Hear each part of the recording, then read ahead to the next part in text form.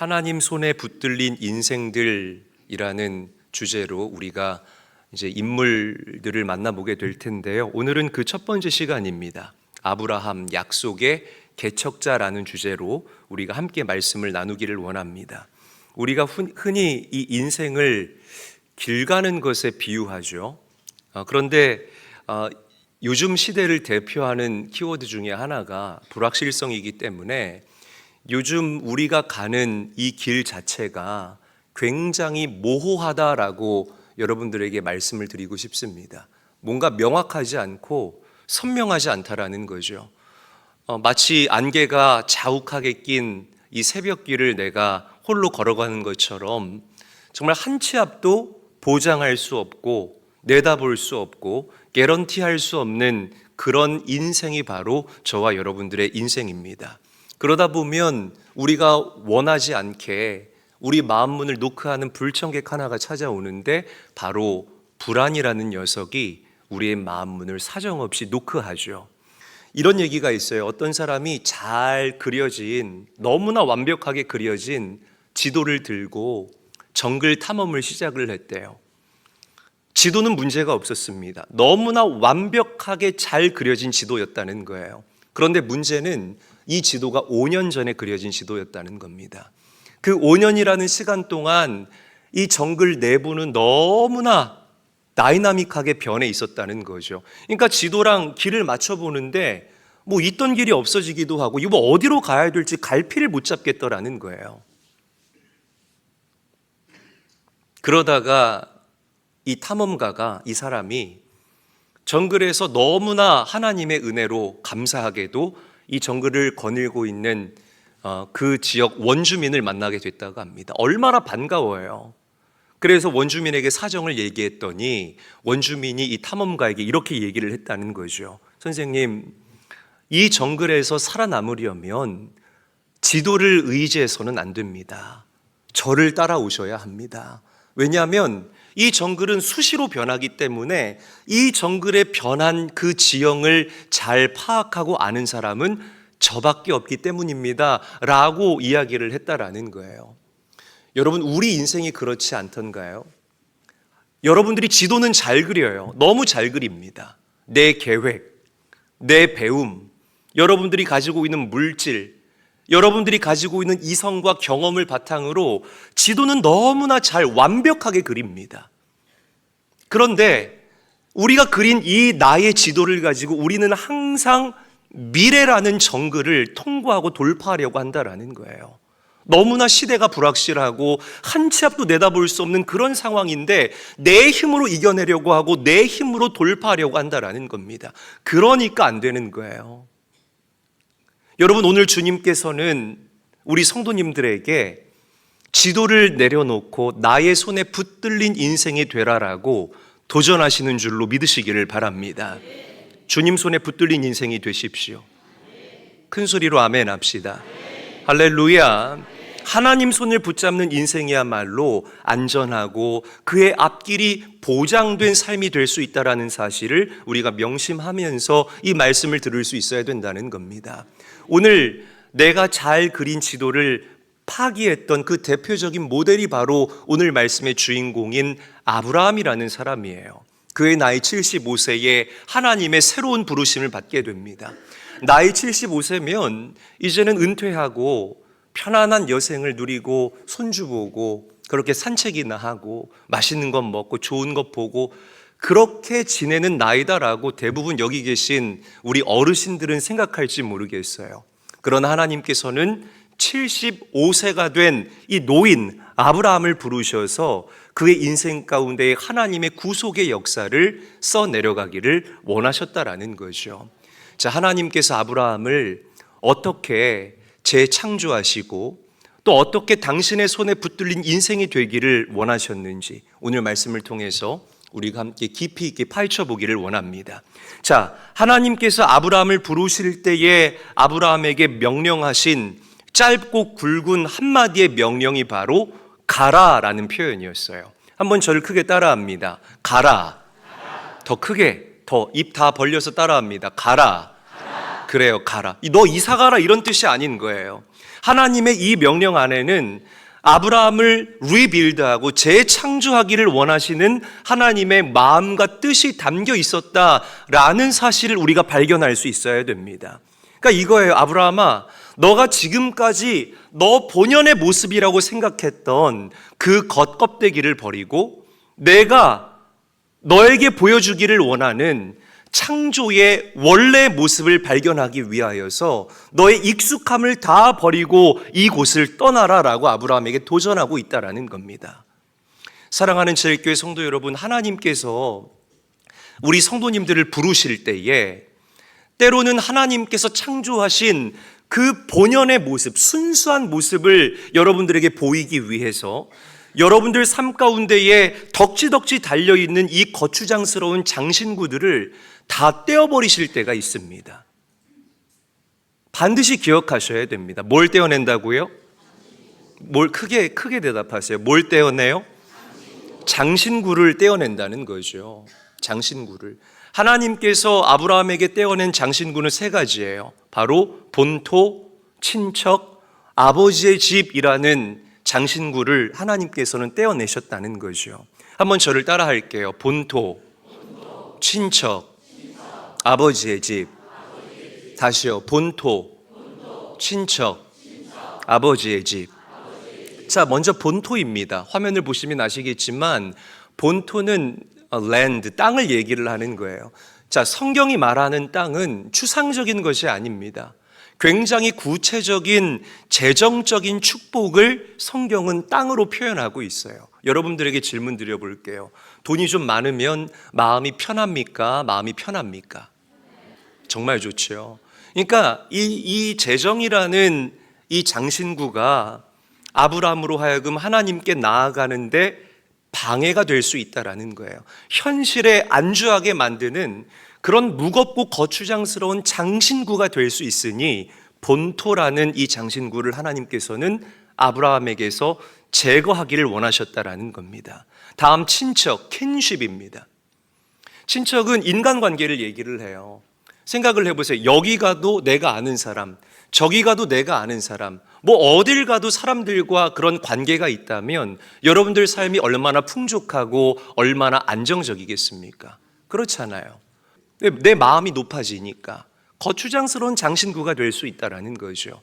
그래서 하나님께서는 아브라함에게 달려있는 이 친척이라는 장신구를 제거하기를 원하셨다. 그리고 아버지의 집, father's house입니다. 여러분, 그 아버지의 그 자식이에요. 아버지를 보면 그 자식이 보이고 자식을 보면 그 부모가 보입니다.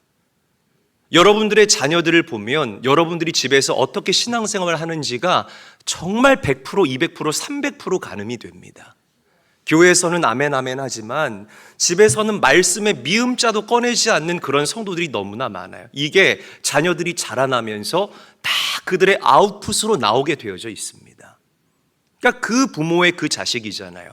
아브라함에게 있었던 이 잘못된 아브라함의 아버지가 데라 아닙니까? 우상을 만들어서 팔던 그 집안의 아들이라는 거죠. 그 잘못된 영적인 정체성의 장신구를 하나님께서는 제거해 버리시고 떼어내기를 원하셨다라는 거죠. 그러니까 이 본토 친척 아버지의 집이라는 이 거추장스러운 장신구가 아브라함에게서 제거가 되지 않으면 아브라함은 하나님의 선하시고 온전하신 뜻을 이 땅에서 삶으로 살아낼 수 없는 그런 희미한 존재로 살다가 죽고 말았을 것이라는 것입니다. 여러분, 오늘 하나님께서 아브라함에게 가라라고 말씀하신 이 명령이 바로 이와 같은 맥락이라는 거죠. 본토, 친척, 아버지의 집이라는 이 장신구를 제거하지 않았다면 아브라함이 부유하게 살았을지는 모르겠어요. 그러나 그 인생 가운데 하나님 손에 붙들리는 기가 막힌 삶의 변화는 아브라함이 경험하지 못했을 것이라는 겁니다. 오늘 말씀 가운데 하나님이 우리 성도님들을 도전할 수 있어요. 가라라고 여러분들에게 말씀하실 수 있다는 겁니다. 할렐루야. 주님께서 여러분들에게 가라라고 말씀하신다면 너의 삶에 붙어있는 그 거추장스러운 장신구들을 떼어버려라 라고 명령하신다면 예와 아멘으로 순종하는 제일교회 모든 성도들이 되시기를 주님의 이름으로 간절히 축원합니다. 그렇다고 또 떠나라, 목사님 제 이 교회를 떠나야 될 것 같습니다. 그런 떠나라가 아니라요, 여러분들이 안주하고 있었던 그런 삶의 필드에서 이제는 벗어나라라는 그런 하나님의 강력한 도전이라는 것입니다. 여러분, 장식품을 제거하십시오. 기름기 빼시고 거품 빼시고 올바르게 순전하게 일심으로 하나님 바라보시면서 신앙생활 하시는 정말 깨어있는 그리스도인들 다 되시기를 주님의 이름으로 간절히 축원합니다. 간절히 축원합니다. 여러분, 거품 껴서 기름기 껴서 이 하나님 손에 붙들릴 수가 없는 인생이에요. 자, 보세요. 자, 두 번째, 아브라함이 하나님의 말씀을 붙잡고 이제 익숙한 고향을 떠나요. 그런데 하나님이 아브라함에게 약속하셨잖아요. 내가 너로 하여금 큰 민족을 이루게 하겠다라고 약속하지 않았습니까? 그러면 나에게 큰 민족이 이루어지려면 나에게 뭐가 있어야 돼요? 자식이 있어야 되는데, 아니 하나님이 떠나라고 해서 그 하나님의 말씀 붙잡고 떠났는데 내 삶에는 하나님의 약속이 여전히 이루어지지 않는 거예요. 내가 갈대아 우르에서 살 때나 아니면 갈대아 우르를 떠나서 정말 하나님이 약속하신 말씀하신 그 땅에 가서 살 때나 그 밥에 그 나물이에요. 뭐 이게 바뀐 게 전혀 없는 거예요. 여러분들도 그럴 때 너무 많지 않아요? 하나님이 약속해 주셨는데, 분명히 약속해 주셨는데, 그래서 정말 막 순종하기 어려운데 내가 순종을 한 거예요. 그럼 뭔가 내 앞에 그 포인트를 기점으로 해서 뭔가 드라마틱한 변화가 있으면 얼마나 신앙생활 할 맛 나겠습니까? 맞아요, 맞아요. 응? 얼마나 신앙생활 할 맛 나겠냐고요. 그런데 하나님 말씀에 순종했는데도 내 삶 가운데 변화가 없는 거예요. 여전히 그대로인 겁니다. 그 약속과 변하지 않는 내 현실 가운데서 찾아오는 그 삶의 간극들, 그것 때문에 찾아오는 나의 마음의 상함. 아브라함이 지금 그 상함을 경험하고 있다는 거죠. 말씀 읽어볼게요. 창세기 15장 1절 말씀 우리 함께 한번 읽어보도록 하겠습니다. 시작. 이후에 여호와의 말씀이 환상 중에 아브라함에게 임하여 이르시되 아브라함아 두려워하지 말라. 나는 내 방패요 너의 지극히 큰 상급이니라. 아멘. 자, 하나님께서 아브라함에게 직접 찾아오셔서 말씀하셨죠. 아브라함아 두려워하지 말라. 내가 너의 큰 상급이라. 그런데 아브라함의 반응이 싸늘해요. 자, 2절 말씀도 함께 한번 읽어보겠습니다. 시작. 아브라함이 이르되 주 여호와여 무엇을 내게 주시려 하나이까? 나는 자식이 없사오니. 그러니까 아브라함이 지금 삐친 거예요. 하나님 지금 여기 저와 함께 계시는 것 알겠는데, 하나님 약속에 순종했는데 왜 내 삶은 그대로입니까? 지금 아브라함이 삐껴서 그렇게 하나님께 얘기하고 있는 겁니다. 찰스 스펄전 목사님이 이런 이야기를 했어요. 한번 눈으로 보세요. 제가 읽어드리겠습니다. 하나님의 응답이 지연되는 이유는 우리의 믿음을 파괴하기 위해서가 아니라 우리의 기대를 신뢰로 정화하기 위해서이다 라고 이야기를 했습니다. 저는 이분의 의견에 전적으로 동의합니다. 그래서 하나님이 불만이 극에 달해 있는 아브라함을 데리고 밤하늘에 그 별을, 이 지금 천장을 보면 막 이렇게 조명이 있잖아. 이 밤하늘의 별을 보여주시면서 아브라함의 그 상한 마음을 위로해 주세요. 아브라함아, 저 하늘에 저 수없이 많은 별들이 보이니? 네, 주님, 보이네요. 너의 자손이 이 셀 수 없는 이 뭇 별들과 같이 많아질 것이다. 그러자 아브라함이 다시 심기일전해서 이렇게 하나님께 반응합니다. 굉장히 중요한 구절이에요. 우리 의미를 생각하면서 함께 한번 읽어보겠습니다. 시작. 아브라함이 여호와를 믿으니 여호와께서 이를 그의 의로 여기시고. 아멘. 자, 빨간 글씨만 한번 읽어볼게요. 시작. 아브라함이 여호와를 믿으니. 자, 믿었다라고 했어요. 믿었다. 자, 믿다라는 이 단어가 히브리어로 아만이라고 합니다. 한번 저를 따라합니다. 아만. 자, 아만은 참 쉬워. 아만에서 파생된 단어가 바로 아멘인데, 여러분 기도하고 그 마지막에 뭐라고 얘기하죠? 예수님의, 그냥 아멘 하지 않잖아요. 예수님의 이름으로 기도합니다. 아멘 하잖아요. 이 아멘의 의미가 뭡니까? 나는 이렇게 이루어질 줄로 믿습니다. 이게 바로 아멘의 의미잖아요. 제가 말씀을 전할 때마다 우리 성도님들이 크고 작은 목소리로 아멘, 아멘이라고 외치는 것은 저는 이 말씀에 전적으로 동의합니다. 이 말씀을 믿습니다라는 여러분들의 영적인 동의이고 영적인 표현이라는 겁니다. 이 아멘이라는 단어의 어원이 바로 아만이라는 거예요. 쉽죠? 알아두시면 굉장히 유식해 보이고 좋습니다. 자, 아만. 그런데 이 아만의 또 다른 사전적인 의미는 건물이 무너지지 않도록 단단히 지탱하는 기둥이라는 뜻을 가지고 있어요. 뭐라고요? 기둥. 기둥이라는 거예요. 기둥. 그러니까 이 원어적 의미를 살려서 이 말씀을 다시 번역을 해보면 이런 의미인 겁니다.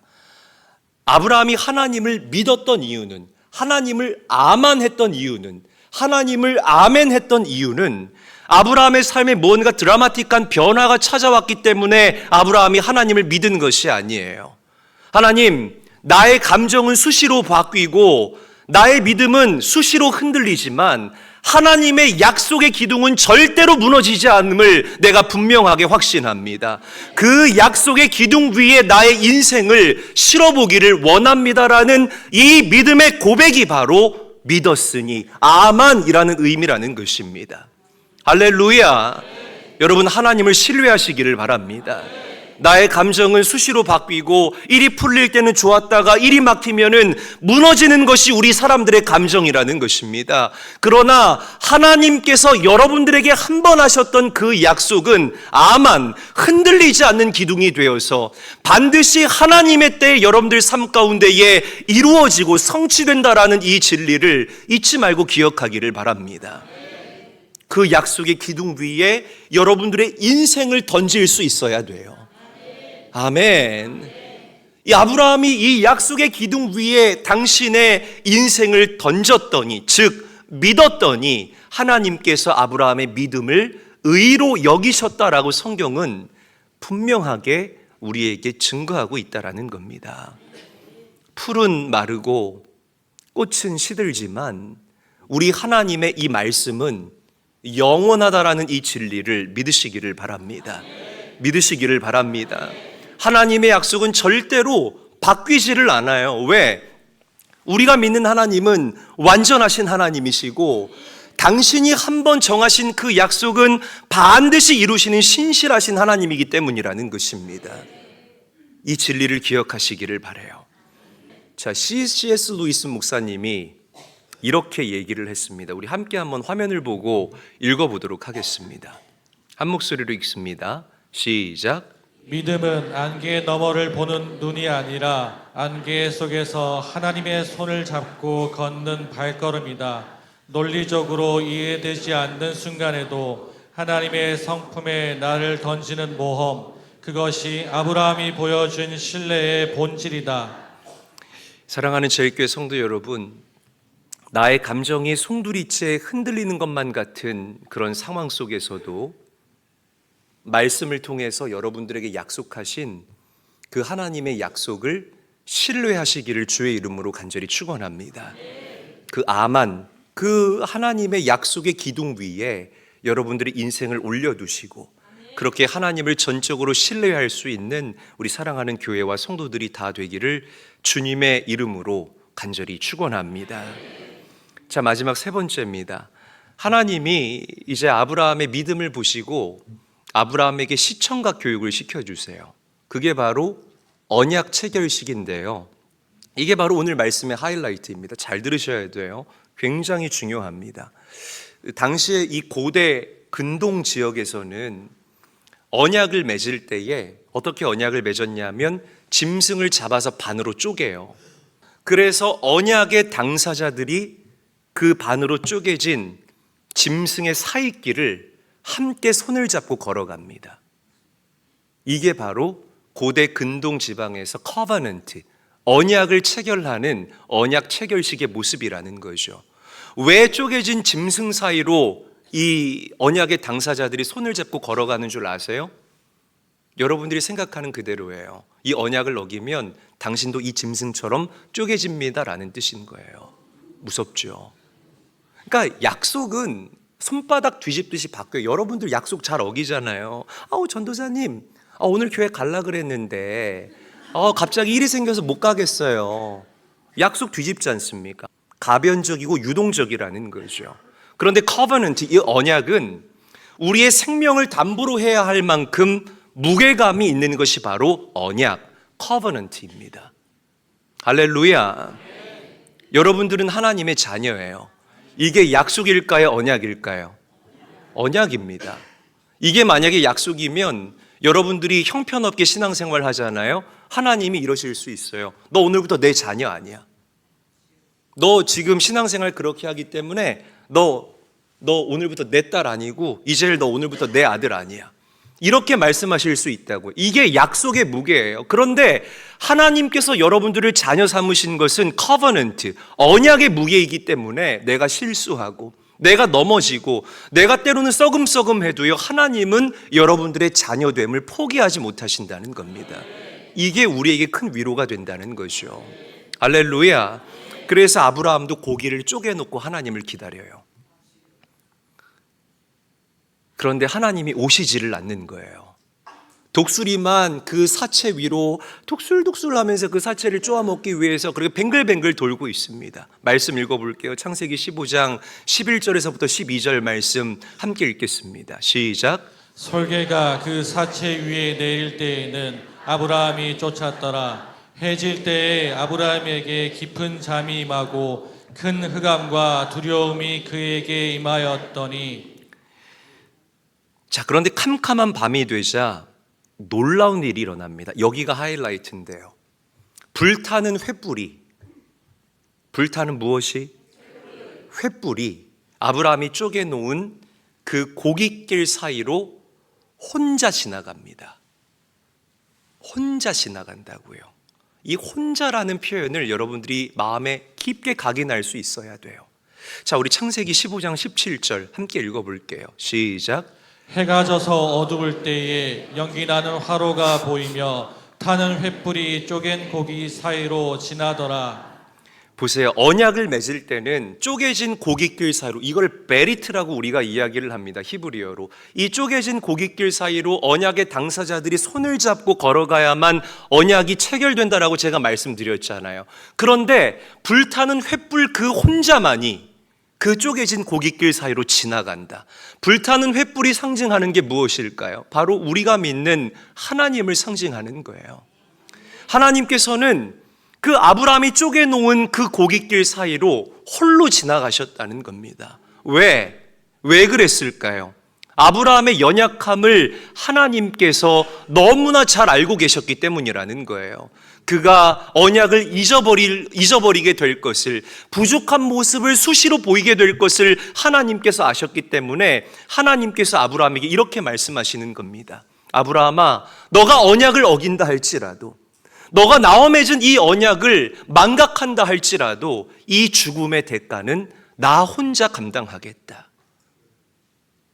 그래서 하나님 홀로 그 쪼개진 베리트, 그 고깃길 사이를 횃불로 지나가셨다라고 성경은 기가 막힌 시청각 자료로 저와 여러분들에게 그려내고 드러내고 있다는 것입니다.